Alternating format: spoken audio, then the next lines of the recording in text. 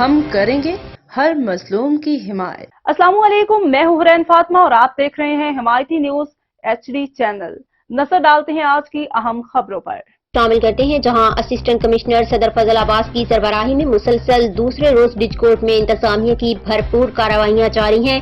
خفیہ ادارے کی رپورٹ اور نشاندہی پر حفاظتی آلات نہ رکھنے والے LPG گیس شاپ سیل کر دی گئی۔ گیس فلنگ سینٹرز پر آئے روز آتش زدگی کے واقعات رونما ہوتے تھے۔ کارروائی میں تحصیل انتظامیہ، MC ڈج کورٹ اور خفیہ اداروں کے اہلکاروں نے حصہ لیا۔ 2 دن میں تندور مالکان اور دیگر ایویلیشن کے مرتکب دکانداروں کو 1 لاکھ سے زائد جرمانے کیے گئے۔ AC فضل عباس کا کہنا تھا کہ عوام کے تحفظ اور ریلیف فراہمی کی ہر ممکن کوشش کی جائے گی۔